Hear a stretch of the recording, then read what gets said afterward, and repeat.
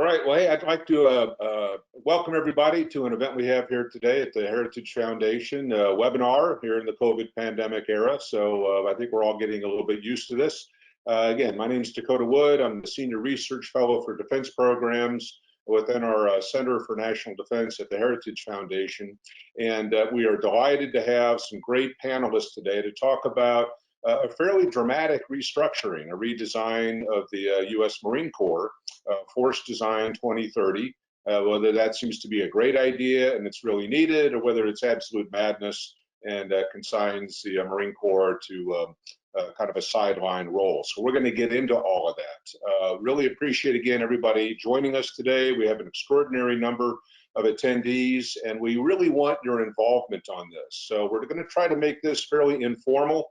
We'll have some discussion up front where my colleagues, Mark Hansen and Frank Hoffman, if they would like to join me now on screen, we will be taking your questions about halfway into this program. So probably around 10:30 or thereabouts.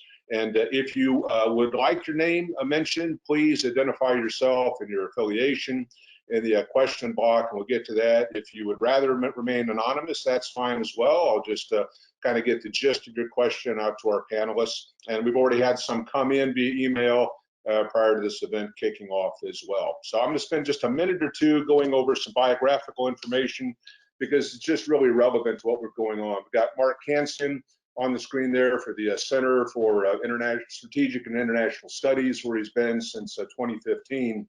But his history with the Marine Corps, 30 years, both in the active and reserve components, operational experiences stretching all the way back to Vietnam, Desert Storm, a couple of tours in Iraq.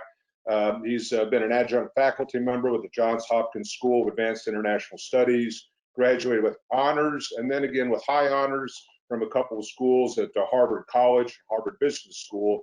But really, it's a lot of his time with the Office of Management and Budget, where he dealt a lot with issues on war funding and procurement programs. So when we talk about these Marine Corps issues, you know, it's operational, academic, analytic, and even budgetary analysis sorts of experience and those insights that he's going to bring to this conversation.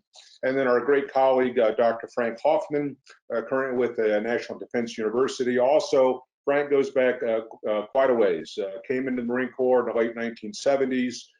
From that time through the 80s and up into the early 90s in various billets within Headquarters Marine Corps and at Quantico, almost a decade down at the Warfighting Lab, director of the Marine Corps Strategic Studies Group for 2 years. When I got to know him in '99, he had been appointed by the Secretary of Defense to the U.S. National Security Commission for the 21st Century. He was also a key member of the Strategic Vision Group, which wrote a seminal paper, Marine Corps Vision and Strategy 2025.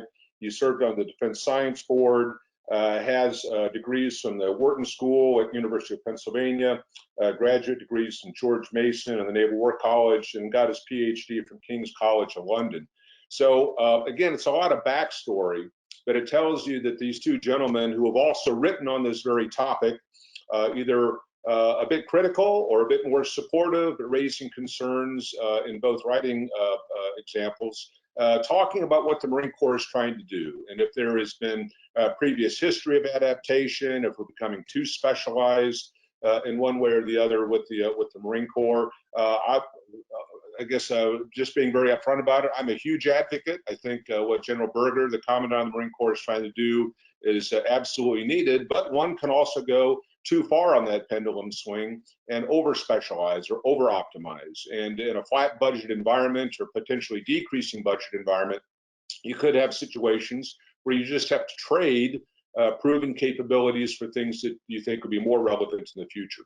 So with that as set up, and again, if you have questions, type them into the block, but we're going to start with Mark Hansen, Colonel Hansen, and he's going to talk for about 5 minutes or so about his perspective on this. And then we'll shift over to Dr. Hoffman.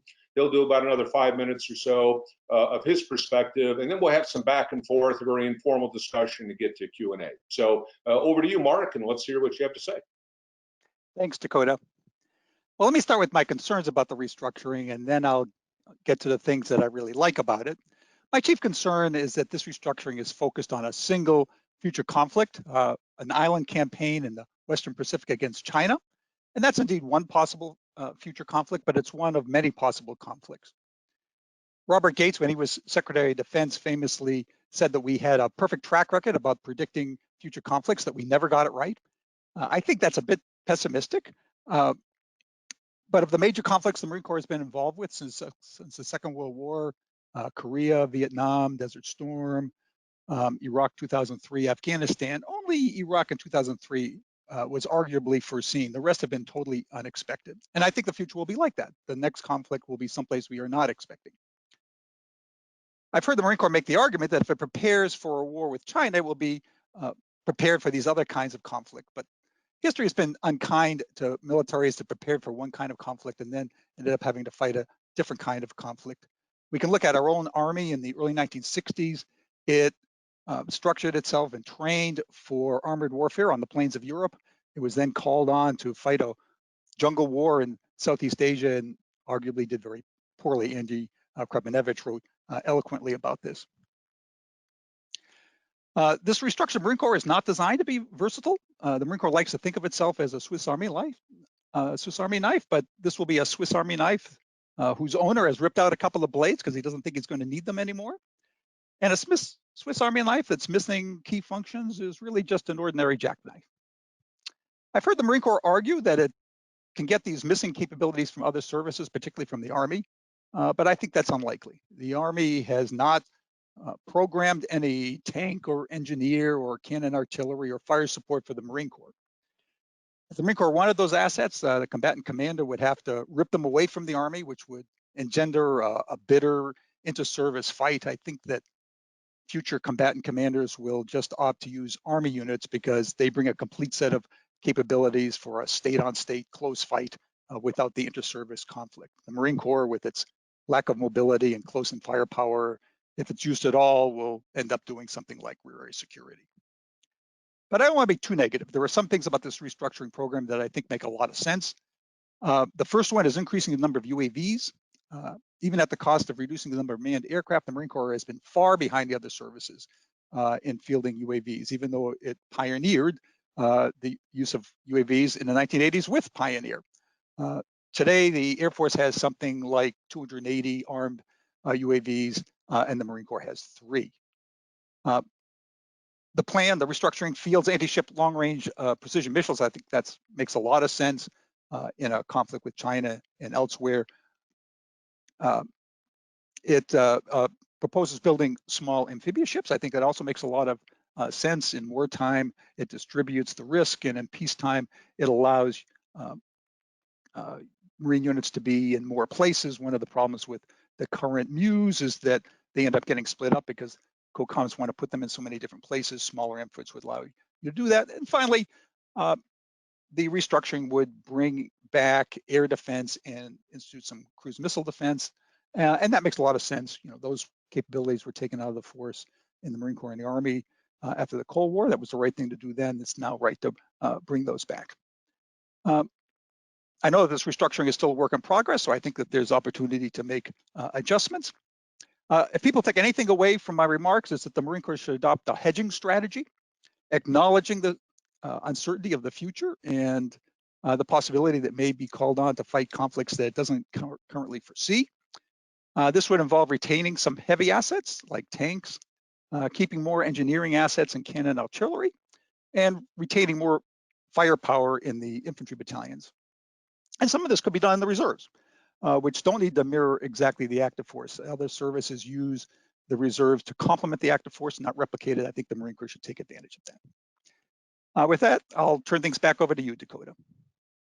All right, thanks. I really appreciate that. I mean, you know, this hedging strategy makes a lot of sense in some regards. The only question I would have about it, and we'll get into the discussion a bit later on that thing, is sometimes you can have so small of a capability that it's hard to sustain, you know, with career pipelines and supply blocks and those sorts of things. So I'd like to expand on that a little bit more a bit later on. But over to Frank and Dr. Hoffman, what's your view on this particular issue? Oh, good morning.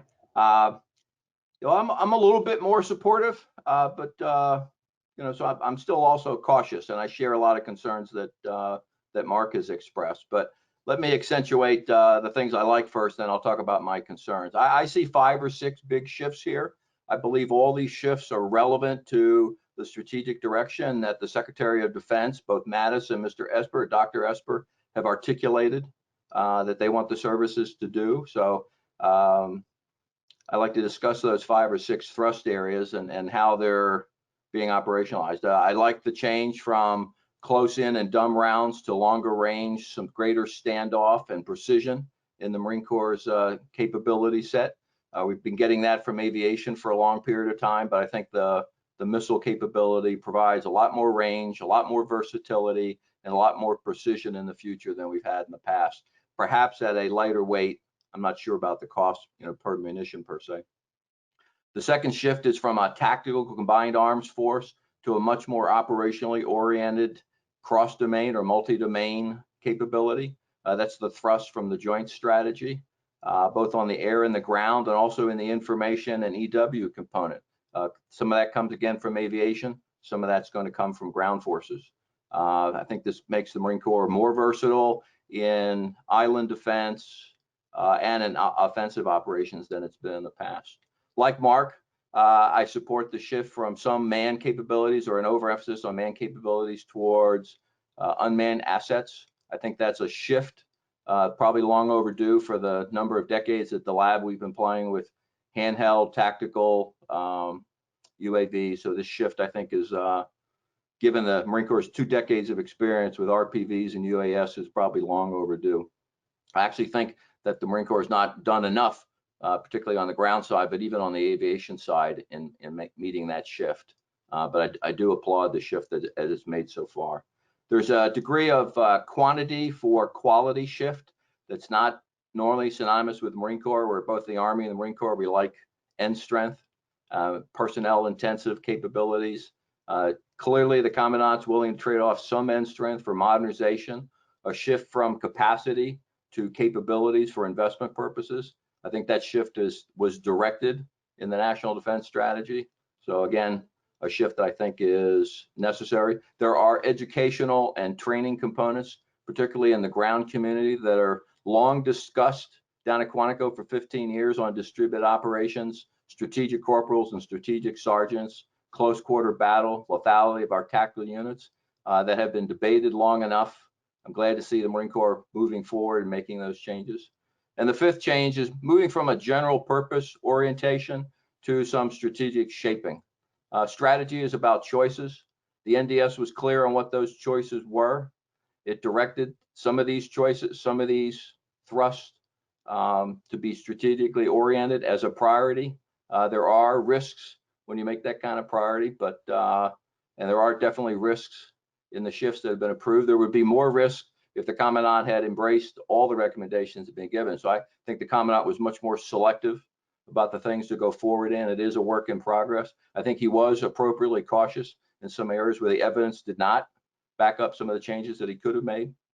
So I don't agree with all the changes. I would have retained some tubed artillery, perhaps a little bit more than the Commandant went to. But I do applaud his courage. I applaud the analysis and the thinking that has gone into the process. The NDS directed change of scale and urgency.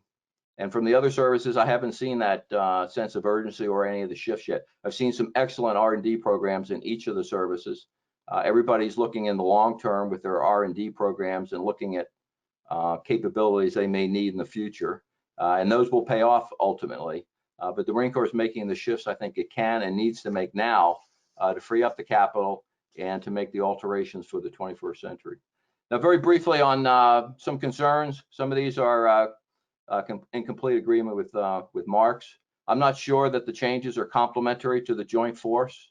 I'm not sure that I would like some of these changes to be implemented without some consideration to what missions or burdens we're placing on the Army, and if the Army's prepared or not prepared to work complementary with the Marine Corps, and then what would those changes be in terms of training exercises or doctrine, educational exchanges, maybe changes between 29 Palms and NTC to work through those or either redundancies or interdependencies that we have right now.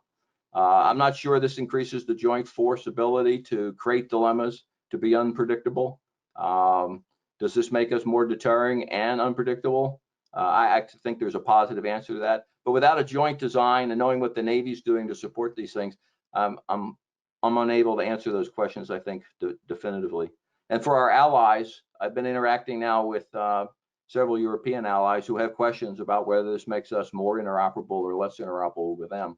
I think after an exchange with the Marine Corps and myself, I think they came away a little more comfortable with this. I think Mark has a great point on the risk mitigation and the hedging from a total force perspective. I've been involved in a number of vision and force structure review groups. We did one in the early 1990s that had no reserve participation other than myself.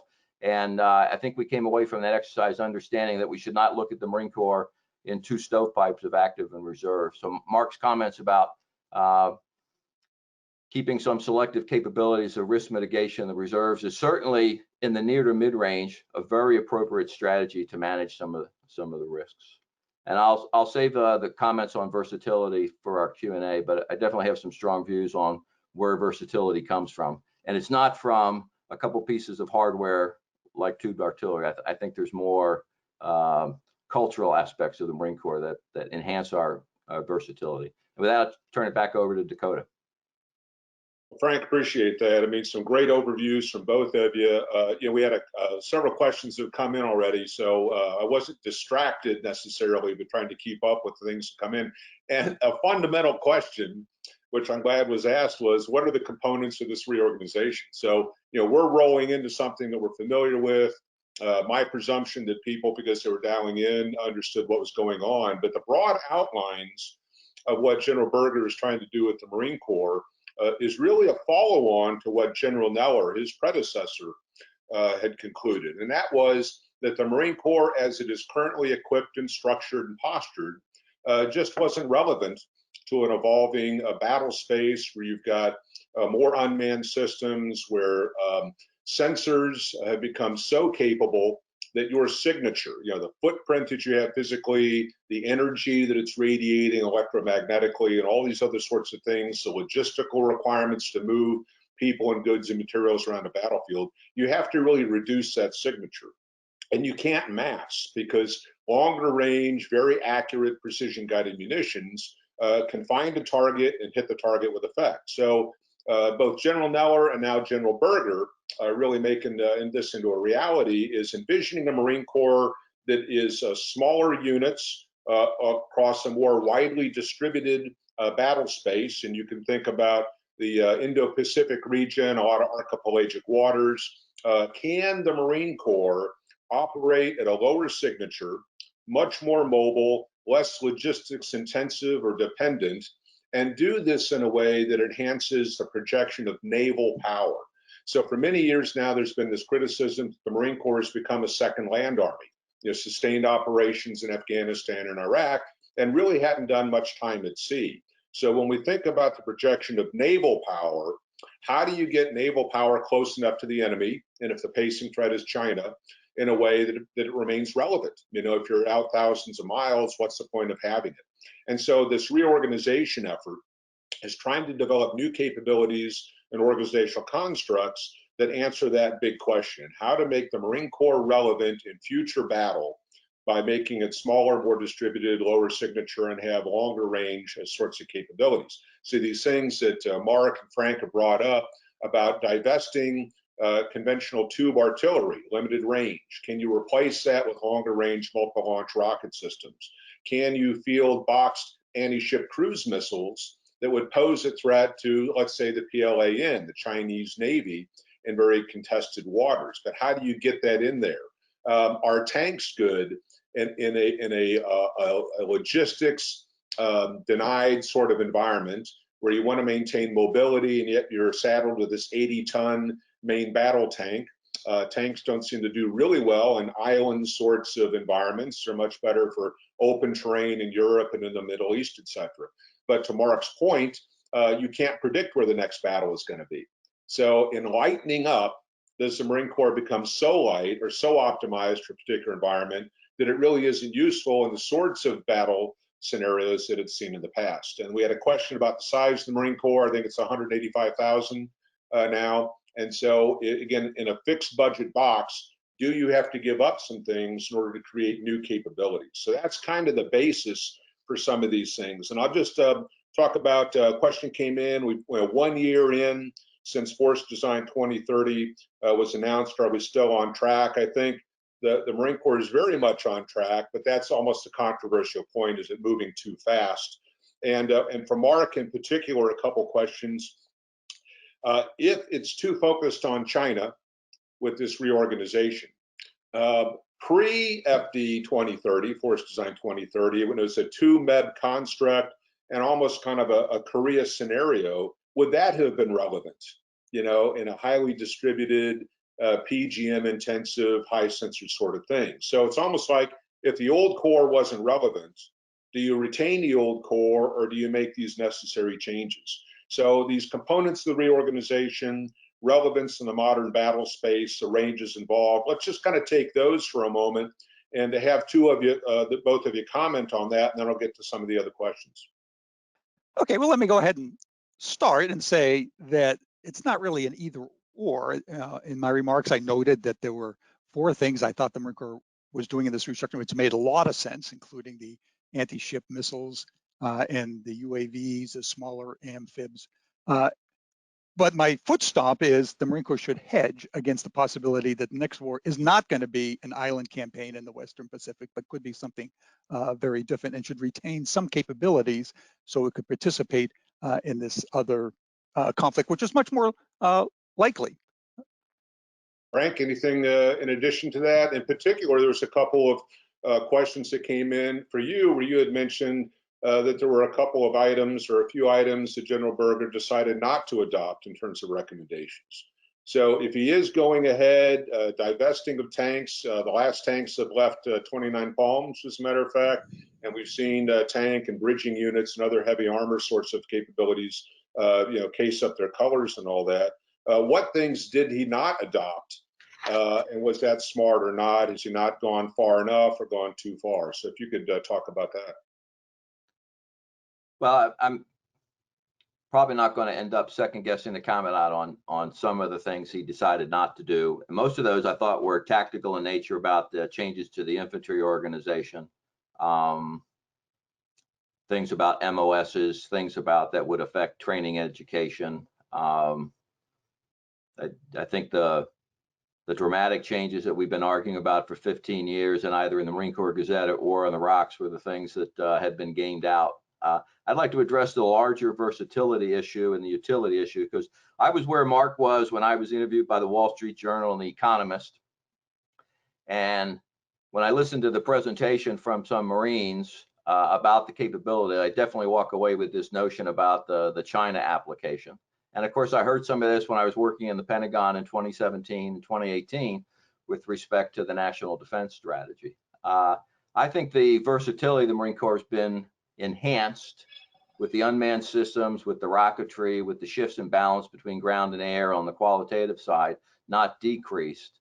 But I did have this initial concern because it's the way it's presented by the Marines in applying the capability mix. You know, in a single briefing, they do tend to focus on the Asia Pacific, and the National Defense Strategy tells them to think in those terms. So I'm not surprised that they're trying to test that capability out. But at NDU, my colleague TX Hammes, Dr. Hammes, who's also a retired Marine with 30-some years in the Corps, you know, we tabletopped the war games that we had directed, the war games we've done in the joint community. I looked at the 2 games I had done for the Department of the Navy. I also looked at the 4 war games we had done with the National Defense Strategy, and I tried to apply these capabilities in Eastern Europe, in the Baltics, in Iran, on a function-by-function capability list. And Dr. Hammes and I walked away with a higher degree of confidence that the capability sets were applicable, particularly with the ground changes.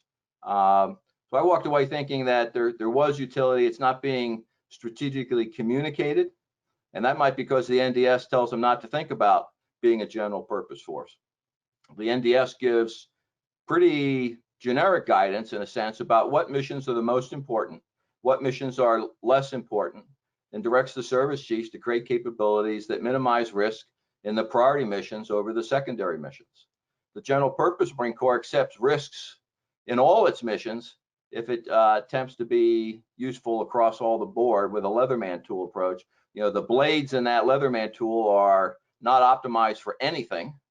The NDS direction is to optimize to some degree for the most priority missions and don't take risk in those tasks and take risk in other places that are secondary or tertiary. I think the Marine Corps has done that. To me, the versatility of the Marine Corps comes from its air-ground team construct, from its command and control capabilities, from its philosophy of maneuver warfare across different scenarios. It's in the leadership development and the education program down at Quantico. You know, not in whether it has 3 versus 5 versus 7 tube artillery batteries, or whether it has you know, tanks or not. I would like to see some, you know, mitigation inside the joint force design to ensure that that's sound. And I do concur with Mark entirely on a total force perspective on capturing that in a strategic sense. But that also needs to be done between the joint world and the naval force design as well. I hope I answered the question indirectly. Let me push back against my colleague a little, and note that if you took this Marine Corps and you put it up against the kind of conflicts that we have had over the last 70 years, Korea, Vietnam, Desert Storm, Iraq, it does very poorly. In fact, it would be irrelevant in those kinds of conflicts. So I'm not sure what the wargaming shows, but I can say that against historical examples, this Marine Corps would not be very relevant. The other thing is that I think culture will follow structure. That may take some time, but when you look at this new structure, the focus of the Marine Corps is now on the artillery and the aviation, not the infantry. The Marine Corps does not fight the close fight, does not locate, close with, and destroy the enemy. It locates and destroys the enemy with long-range fires. The focus of the infantry now is to protect the artillery. Very defensive orientation, and I think over time that will become part of the culture. It won't be happening in a year, but over time you get a very different culture. Now, nobody outside the Marine Corps cares about that, but inside the Marine Corps, I think it will, again, over time, have quite an effect. Back to you, Dakota. Right. Yeah. So there is this issue, though, about you know, risk mitigation. I mean, you know, again, the Swiss Army knife analogy, which is a good one, was very relevant in the 80s and the 90s and in the first decade of the 21st century, because of the nature of technology and what are most likely, or the current opponents actually had and brought to bear.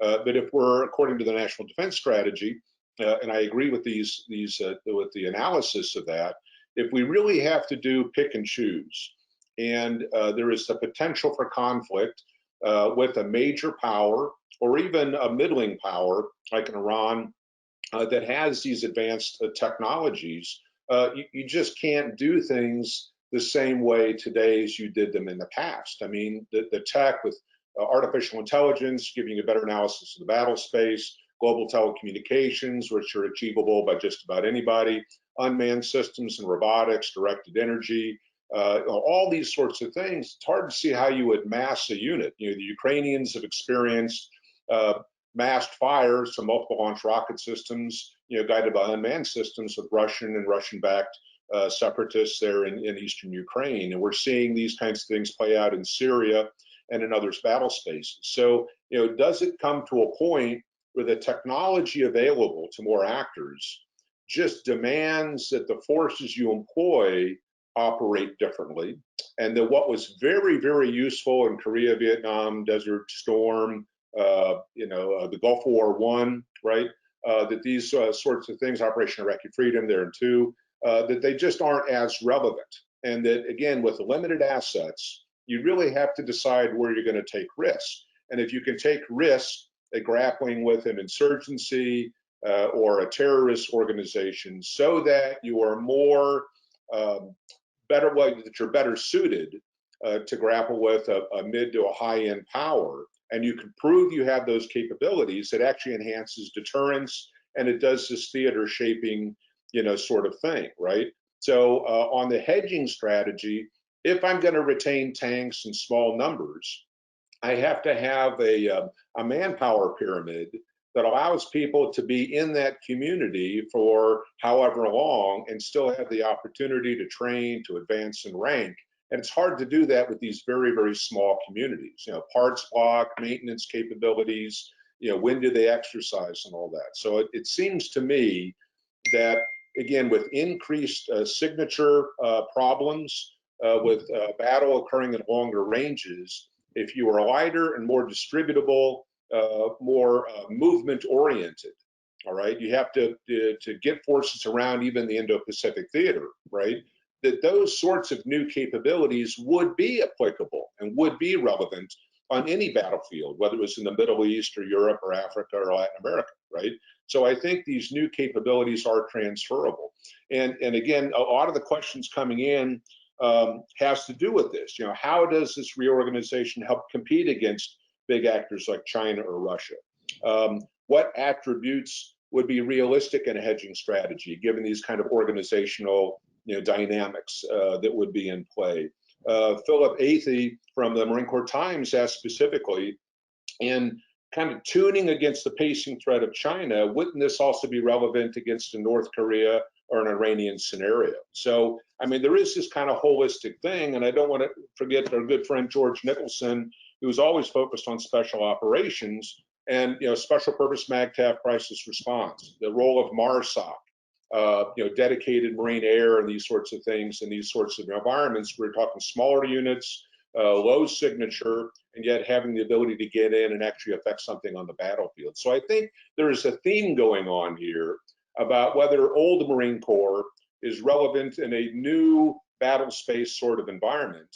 And again, resource constrained, don't you have to start giving up some things and accepting risk in some areas so that you can reapply those assets, which are always limited, in ways that would be more relevant in a modern or future battlefield? Okay, well, let me respond. I mean, first, we already have a SOCOM, so we don't need a second SOCOM in the Marine Corps. The Marine Corps had that choice. It did not take it. So we don't need to replicate those capabilities in the Marine Corps. And the second thing is I would push back on some of your concept here. And looking at Korea, for instance, Korea would be a close-in fight. It's not long-range precision fight. It's going to be an infantry fight up and down the mountains. It's going to call for a lot of firepower.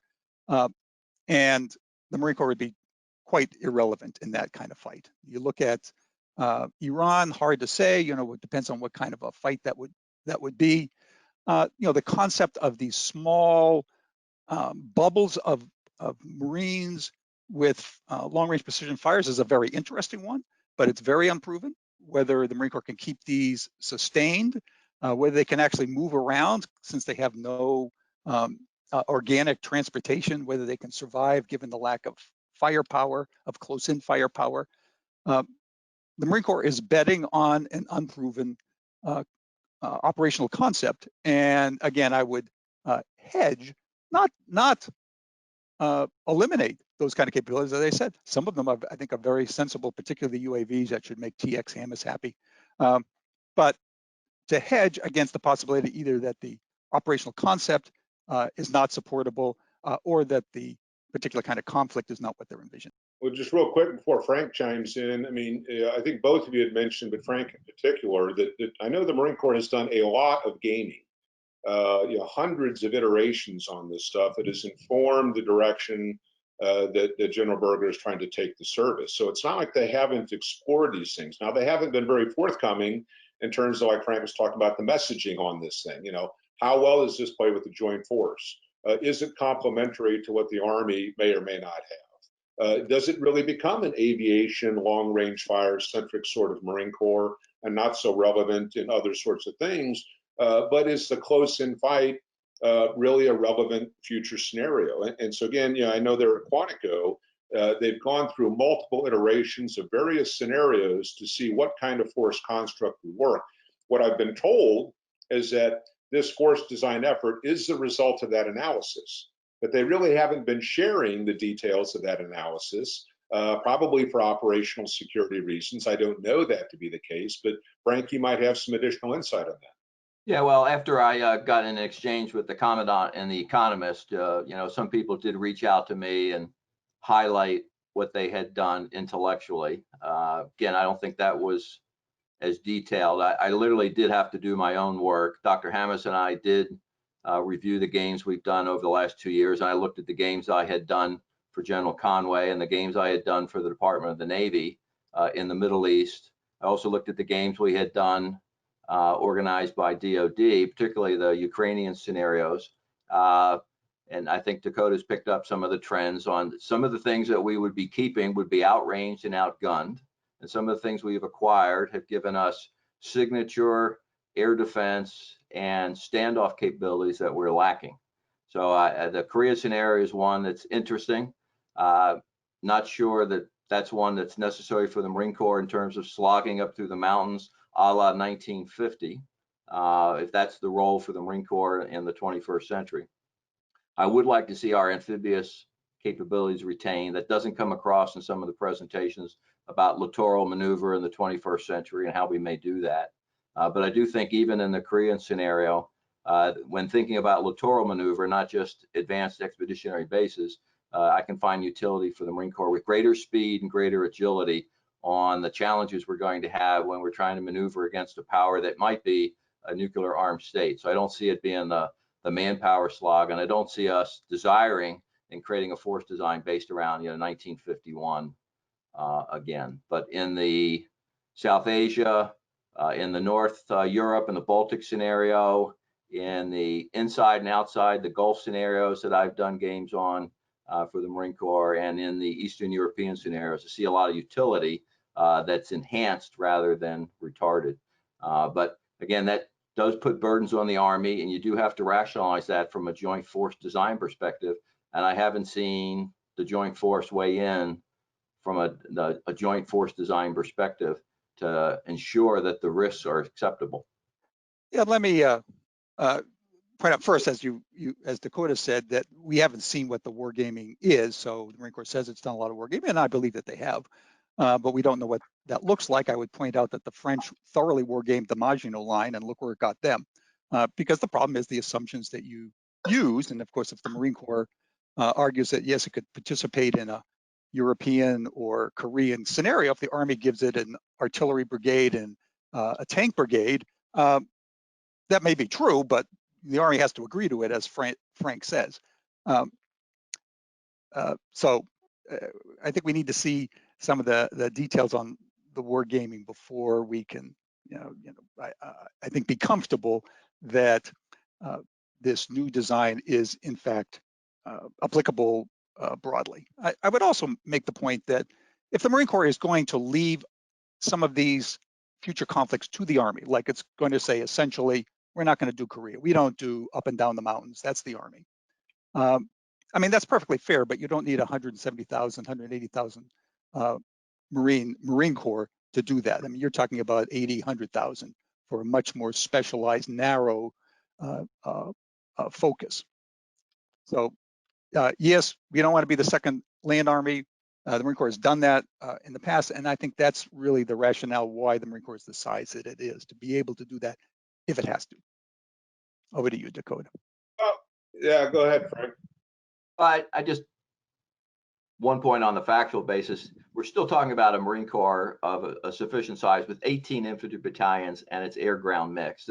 The notion of small, specialized, narrow is just something to be refuted immediately on a factual basis. If the Marine Corps was accepting, 9 distributed ops battalions, 4 urban battalions, 3 special ops battalion, and 3 security force assistance battalions, distributing itself among a lot of specialized tasks, I'd probably join Mark in even more concerns. But I still see an air-ground force. I don't see the shock power of tanks in that, but I do see the shock power of rocketry that's taking out from 20 kilometers to 40 kilometers out to 70 kilometers and doing a lot of things on that. And then the Maginot Line mythology is something, again, to push back. The French did a wonderful job wargaming the Maginot Line, and it worked perfectly for what it was supposed to do. Nobody penetrated the Maginot Line. What they failed in their war games was the Belgian planes and combined arms warfare, and didn't have the leadership. They had the doctrine, more or less, didn't have the op tempo, But there's a lot of capabilities he created, the airplane, the tank, it's pulling it all together from a joint force design perspective. Reinforcing my point is, we can't necessarily embrace what the Marine Corps is leaning forward into, but until we see a joint force design and we see these war games. But the war games have been done. I'm satisfied that they were done and that there's a rationale for this as directed in the NDS.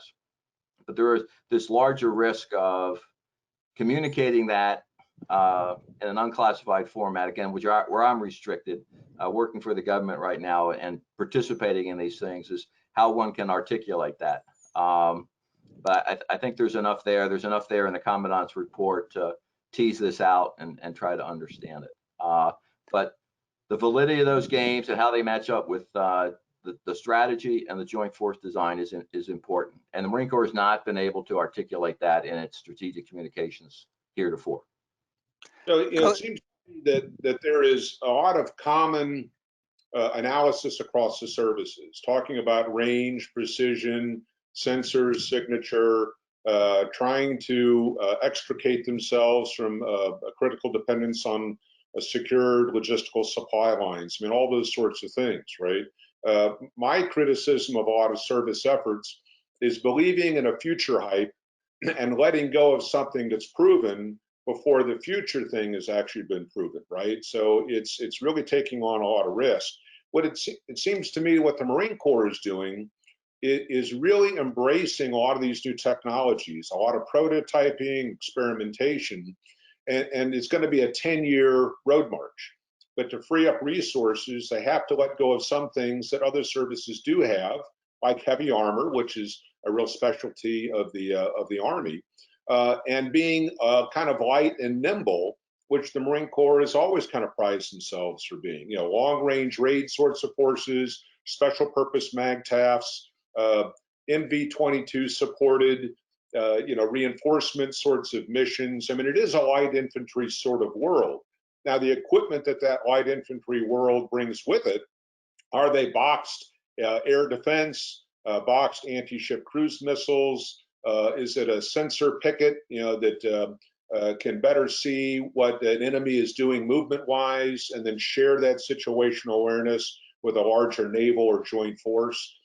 I think that's where they're heading, and I just see that that's applicable across many different battlefields and not necessarily China itself.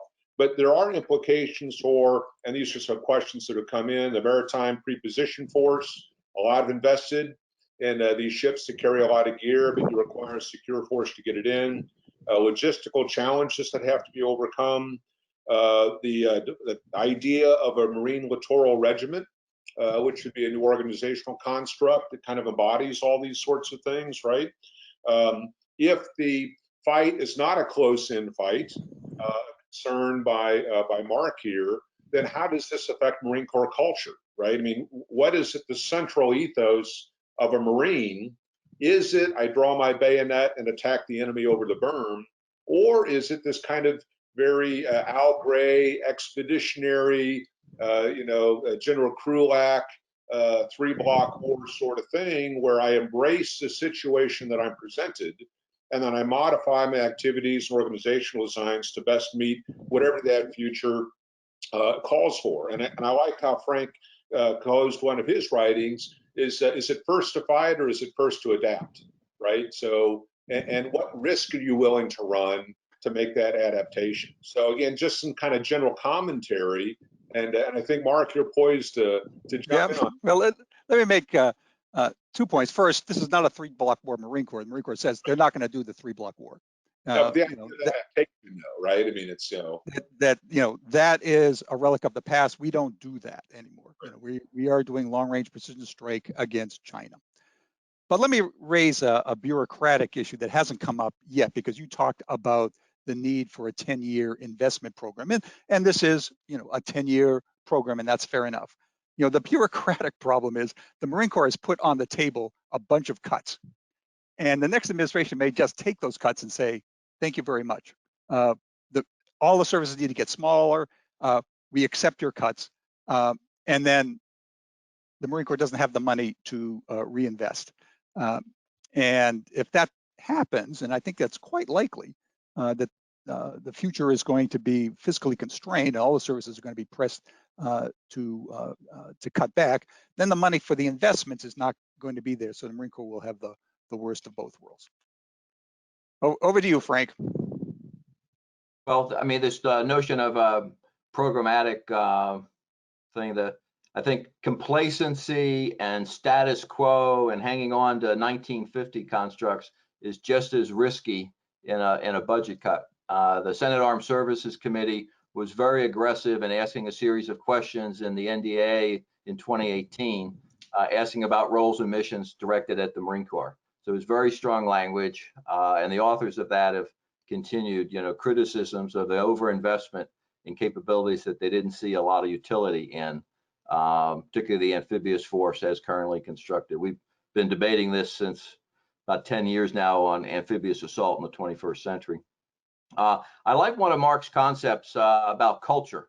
I do see a challenge for the Marine Corps in the sense of, particularly if you only focus on the advanced expeditionary base, the missileering part, which I still see as a component and a shift that is more about ground warfare than it is anti-ship operations in the Pacific. But to me, it goes both, but it's being sold on the utility in the Pacific. But the Marine Corps is kind of challenging its culture in the sense of going from a static or a tactical combined arms force, very infantry intensive, low tech, attack kinetically kind of a concept, into something I think is a little more operational. The Marine Corps tries to sell the mobility aspect, but I worry about just implanting the Marine Corps in a bunch of islands as a wake defense battalion kind of construct, where the missileering becomes the primary focus over time. But that's not the Marine Corps I know, and I'm not sure that the Marine Corps' culture can accept that static non-maneuver kind of culture very much. So when I look at the rest of the force structure, I still see the air-ground team. I still see the maneuver warfare philosophy. I just see it applied over more scenarios. Clearly shaped for Asia to some degree, some trade-offs in that area, but not as narrowly focused as just becoming a missile force that's protected by eight infantry battalions per division. Still a lot of ground fighting capability, but it's again not for the three-block war as much as involving itself in deterring great power aggression. I think which requires greater responsiveness, more agility, greater mobility, greater standoff than we currently have. Yeah, Mark, go ahead. Let me raise a different question, which is about this littoral regiment that the Marine Corps has hypothesized, that the restructuring hypothesizes. And the notion, of a littoral capability, I think is consistent with the restructuring. And I would say, because a conflict with China is a possibility and a very dangerous one, having that capability makes some sense. The odd thing of it is why the Marine Corps feels it needs to create this new structure. I think if the MAGTAF were more flexible, then it would include the ability to create a logistics regiment and not have to create a special organization. I think the problem with Marine Corps thinking about MAGTAFs is that it's in the special purpose MAGTAF, and then there's the MU, the MEB, the MEF. And although there are little variations in each one of those, there aren't the great variations that you would need for a littoral regiment, which might have a missile battalion protected by an infantry company, and maybe a UAV aviation element.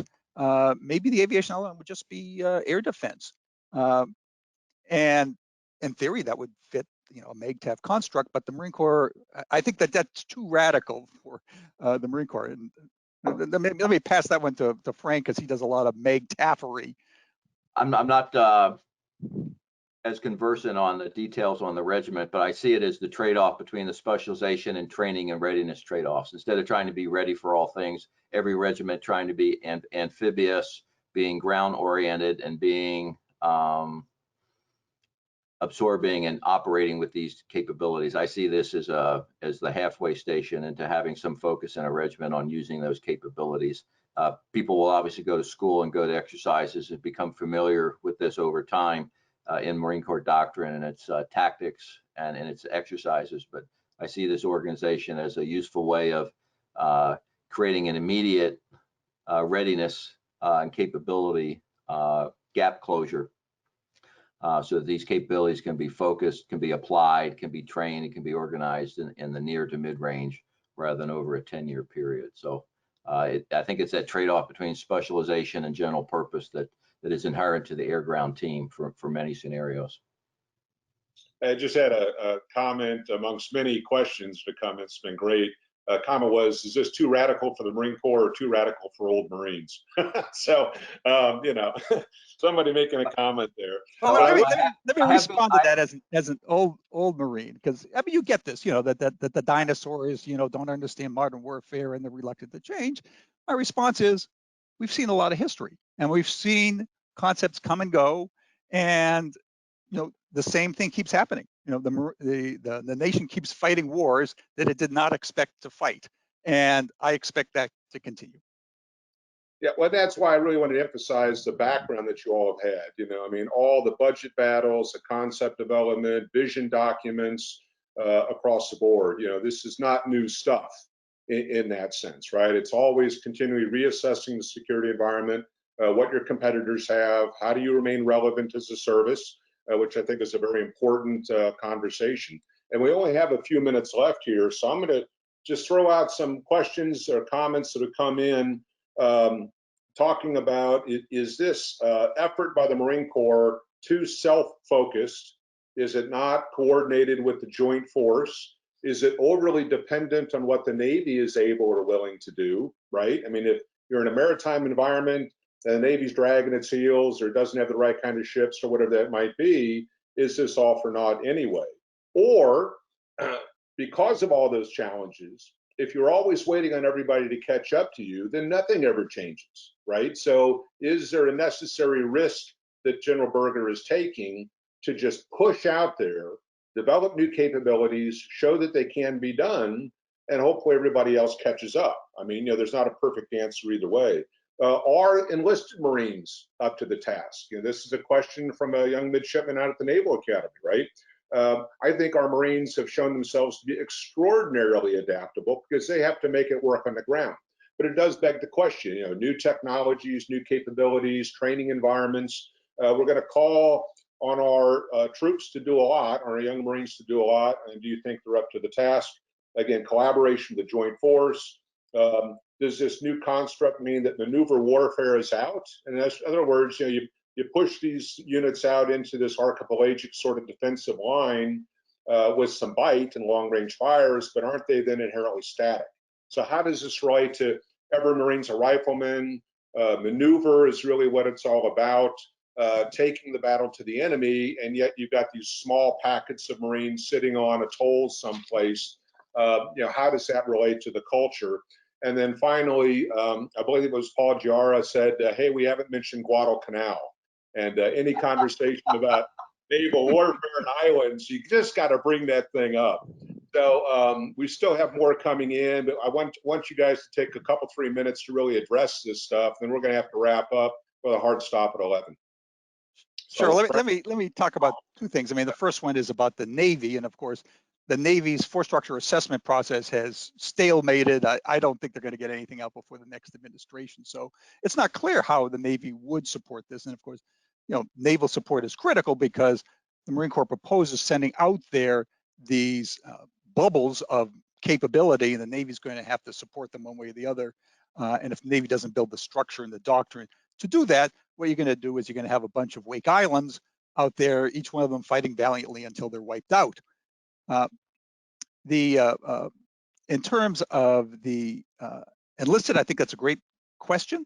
It puts a lot of pressure on enlisted troops, and the Marine Corps talks about changing the way it trains people and recruiting people differently. I haven't seen any plans on how they would do that, but that makes some sense. The Commandant has been emphatic. He's not going to drop standards, and he has said that, and I think that's a Yeah, I think that's very important. I think there's a lot of pressure on the services to redefine what military service is. Have a bunch of blue-haired Marines who are cyber warriors, and the Commandant has rejected that, and I think rightly so. Over to Frank. Yeah, well, again, good wrap-ups. As you would say that most of what we're discussing and the changes that have been approved and thought about are parts of debates that go back to 04 and 05. This is the 15th or the 16th year of some of these. The vision has been growing. The consensus has been growing. General Neller did start some changes, particularly in the information warfare and electronic warfare and signature management world that got us into some of the non-kinetic capabilities that are relevant. So again, to me, this is not risky as much as it's long overdue, and we're taking some risk in that case. I did want to address the SOCOM issue. I don't know if, speaking for Mark, I'd be willing to make less of a commitment for the Marine Corps inside the SOCOM area. I don't think we were well received. I think that has been well done by the Marines that have participated in that, but I'd rather have the qualitative aspect of that and perhaps some other things that are external to the Marine Corps back inside the Marine Corps and continue the thrust that the Commandant has set up. We're not lowering standards. We're actually, the Commandant's talking about raising standards, particularly in the ground forces, in a more complex operational environment that will have some close-in aspects, but again, more risk for the infantry. So the quality of the troops, the tactical decision-making by sergeants needs to be enhanced, and that's part of the program that I agree with. I think that is consistent with the culture. I do think that if we understand maneuver warfare as articulated is across the spectrum of conflict, is not just high end, and maneuver is not just something about ground mobility. It's about the MAGTF's mobility operationally and its employment in a strategic context. And I think particularly in the electronic, in the signature management, and the information warfare aspects from air and ground, that we are expanding our space for maneuver against our opponents, even in scenarios that are not Asia centric. I do, again, final concern is if we get too focused on the missile layering thing, we do have a force generation challenge in maintaining our forward presence out in the forward edges of with our allies and our partners. And if we reduce the ground force too much, we will not be as present. And some of the cuts, I think, will have a personnel tempo challenge that have to be very carefully managed if we're going to be forward, if we're going to maintain the Muse cycle, if we're going to stay forward present in Asia, and if we're going to be leaning in on great power competitors on the Eurasia landmass, where I still think the littoral aspects of the Marine Corps have a lot of utility in creating dilemmas for our opponents. But again, I applaud the Commandant and Marine Corps for kind of leaning in and just get the Navy and the Joint Staff to catch up to the Commandant. There we go. Hey, I'm going to have to cut this off. We got literally like 90 seconds left.